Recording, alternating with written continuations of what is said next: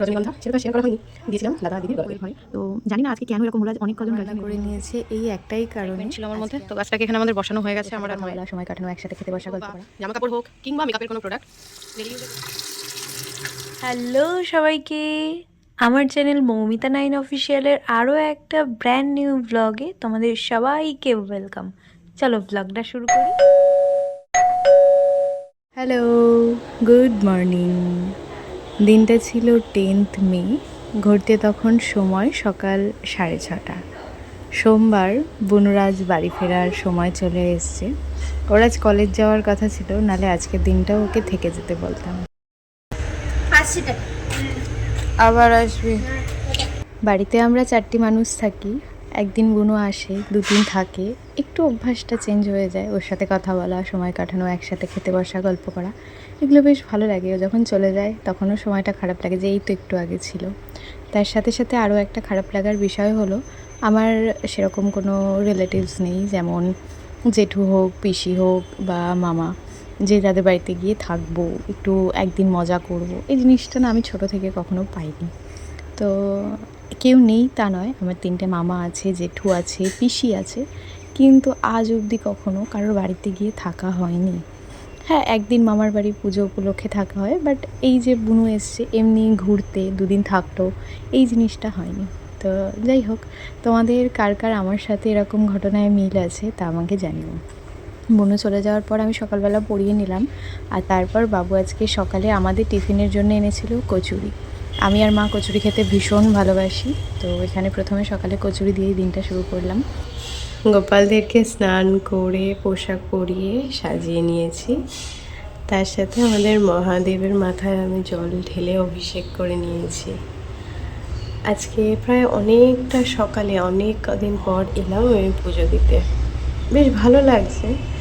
আর দেখো এই টগর ফুলগুলো কি বড় বড় ফুটছে, বেশ অনেক কদিনই হলো আমাদের মানে গাছে টগর ফুলগুলো ফুটছে। এখন তো আর গাঁদা ফুল নেওয়াও হচ্ছে না এই কারণের জন্যে।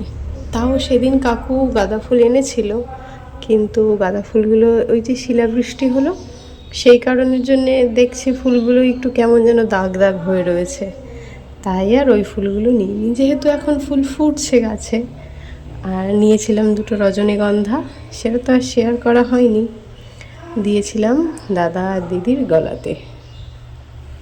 ভিডিওটা সবাই কোথা থেকে দেখছো অবশ্যই কমেন্টে জানিয়ে যাও। যারা চ্যানেলে নতুন আছো আমার চ্যানেলটা সাবস্ক্রাইব করে নিও, পাশে থাকা বেল বাটনটা বাজিয়ে দিও, যাতে পরবর্তীতে আসা সকল নতুন ভিডিওর নোটিফিকেশান তোমরা সবার আগেই পেয়ে যাও।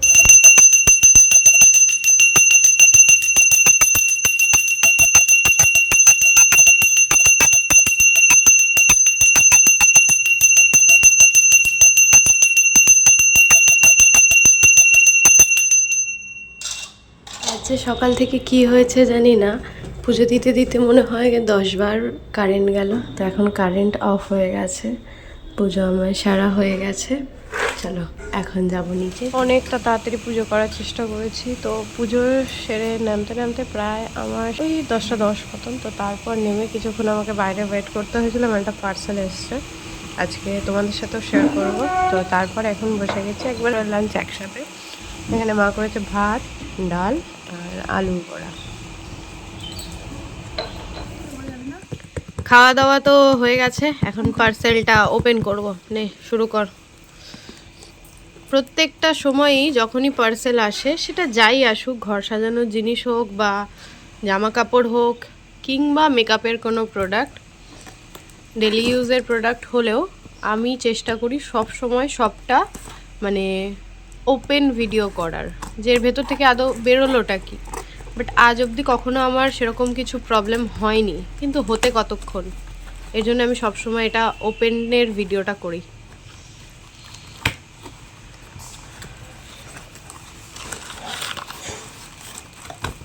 এটা তো এরকম অর্ডার দিইনি আমি, এটা তো অন্যরকম দেখতেছিলাম।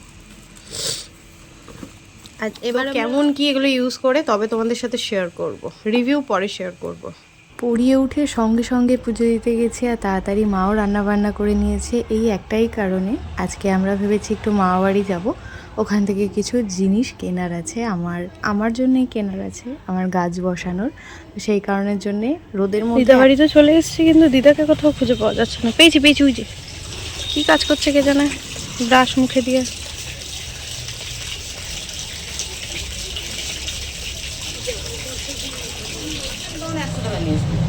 ব্যাটারিতে এখন তো আবার সব কিছুরই দাম বেড়ে যাচ্ছে। সেটাই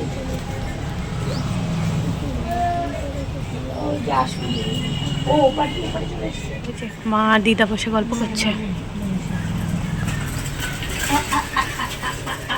তার মধ্যে আবার বুনু চলে এসছে পড়ে বাড়ি। আজ সকালবেলা বনু যখন বাড়ি চলে যাচ্ছিল, তারপরেই সিদ্ধান্ত নিয়েছি যে চলো আমরাও যাই, আমাদের যেগুলো কেনার আছে ওগুলো কিনে নিয়ে আসি। তো আমরা তো চলে এসেছি, এখানে প্রথমে বসে বড় মামির সাথে একটু গল্প করছিলাম, আর তারপরে এখানে বুনু বাড়ি চলে এসেছে। ঘড়িতে তখন প্রায় সময় হয়ে গেছে 12টার বেশি। দিদা অনেকবার করে বলেছিল আমাদেরকে থাকার জন্যে, কিন্তু না, কোথাও গিয়ে সত্যি থাকতে পারি না। হয়তো আজকে ভিডিও শুরুতে তোমাদেরকে বললাম যে কোথাও গিয়ে থাকি না, কোথাও থাকার মানে যাই হোক ব্যাপারটা তোমরা হয়তো বুঝতে পারছো, কিন্তু কোথাও গেলে না থাকতে ইচ্ছা করে না, মনে হয় কখন গামলা কিনেছি আমার জন্য, পদ্ম গাছ বসাবো। ওই যে মা দিদা যাচ্ছে, আর তার মধ্যে দিদার গাছে কত আম হয়েছে। তখন এসছিলাম কিন্তু তোমাদের সাথে শেয়ার করা হয়নি।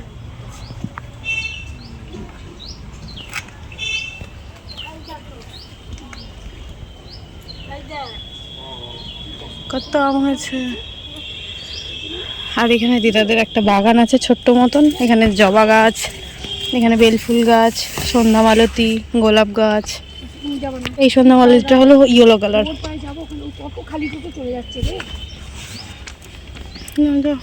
লাইট নেবো, নিয়ে দৌড় মারবো।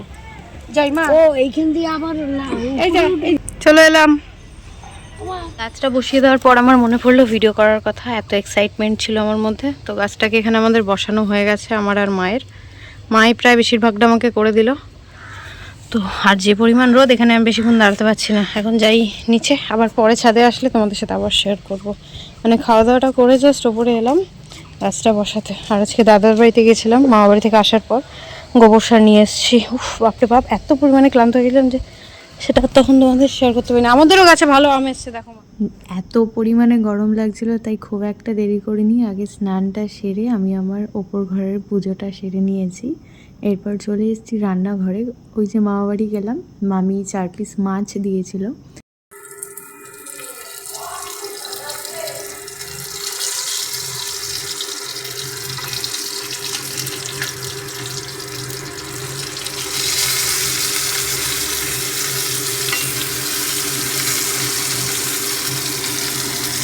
বা না যাই, মামা যদি মাছ পায় বেশি ভালো মাছ বাজারে, তো একটু বেশি করেই কেনে, কিছুটা আমাদেরকে অনেক সময় দিয়ে যায়, আবার কিছুটা বাড়িতে রেখে দেয়, আমরা গেলে আমাদেরকে দিয়ে দেয়।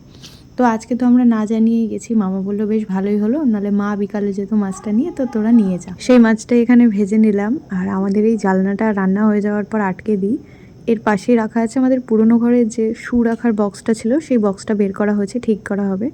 কাঠের বক্সটা এখনও ঠিক আছে, তো এই সামনেটায় রাখা হয়েছে, লোক ডাকা হয়েছে, যেদিন আসবে ঠিক করা হবে, দেখাবো তোমাদেরকে। তো সেই শুয়ের বক্সটার উপর থেকে না ইঁদুর ঘরের মধ্যে ঢুকে যায়, তো সেই কারণের জন্য জানলাটা আটকে দিই। এখানে আমি আমার জন্য একটা থালা ধুয়ে নিচ্ছি, এই থালাটাই ভাবছি এখন থেকে খাবো, আমার ভীষণ পছন্দ হয়েছে। কোনো দিন যদি আমরা এই সকালের বেলার দিকে বেরোই, তাহলে সেদিন দুপুরের রান্নাটা মা শর্টকাটে করে, আজকেও সেরকম করেছে। আজ আমাদের দুপুরের লাঞ্চের মেনুতে ছিল সাদা ভাত, মাছ ভাজা, আর তার সাথে এই গরমের মাস্ট যেটা, সেটা হলো আম দিয়ে টক ডাল। কিন্তু আমাদের ডালটা মা আগে থেকেই তুলে রেখেছে, যেহেতু আমরা এখন ওষুধ খাওয়ার জন্য টক ডাল খাচ্ছি না। আর তার সাথে ঘরে মাছের ডিম রাখা ছিল, সেই ডিম দিয়ে একটু মাছের ডিমের তরকারি করেছে, যেটা খেতে আমার ভীষণ ভালো লাগে। শর্টকাট রেসিপি হলো আজকের খাওয়া দাওয়াটা জাস্ট দারুণ। তোমরা দুপুরের লাঞ্চে কী খেলে তা অবশ্যই জানিও। বসেছি ওদেরকে তো বিকেল 5টায় পড়াতে, এখন বাজে রাত্রি 7:45, এখনও নিতে আসছে না বাড়ি থেকে। ফোন করেছি, বলছে বাড়িতে নেই, একটু লেট হবে। তো কি বলবো সেক্ষেত্রে, যাই হোক, ওরা সেই বিকেল 5টায় এসছে, আর দুপুরবেলা সেই কখন খেয়েছে, প্রায় দুজনই বলছে ঘুম পেয়ে গেছে। আমি বললাম তাহলে শুয়ে পড়ো, পরিষ্কারই তো আছে, ফ্যান চলছে, ভালোই লাগছে ওদের আরামে। আমি নিচের ঘরে পড়াচ্ছিলাম, আর বোনও পড়াচ্ছে আমার ওপরের ঘরে। তো তো জানি না আজকে কেন এরকম হলো, আজ অনেক কজন গার্জিয়ান এরকমটা করেছে। এখানে নিচে দুজন রয়েছে, দুজনের সাথে এরকম হয়েছে। একদম সত্যি কথা বলবে, তোমরা কারা কারা আমার মতন আছো বলো তো, যে ভিডিওটা এডিট করার সময় প্রায় 2-3 বার করে এডিট করো, আর আপলোড হয়ে যাওয়ার পর বাড়ির অন্য কোনো একটা ফোন থেকে সেটাকে পুরোটা ওয়াচ করো যে কেমন কি হলো, যারা দেখবে তাদের কেমন লাগলো। আমি তো এখানে আমার ভিডিওটা আপলোড করে দেওয়ার পর নিজে মায়ের ফোন থেকে দেখছিলাম, আর এই স্টুডেন্টই তখন প্রায় ঘড়িতে হয়ে গেছে এই যে 8:05, ওদের দুজনকে নিয়ে চলে গেছে, এই এখন বসে আছে, কখন নিতে আসবে তা জানি না। তো আজকের ভিডিওটা এখানেই শেষ করি, নেক্সট ভিডিও খুব তাড়াতাড়ি দেখা হচ্ছে। ভালো থেকো, সুস্থ থেকো, টাটা।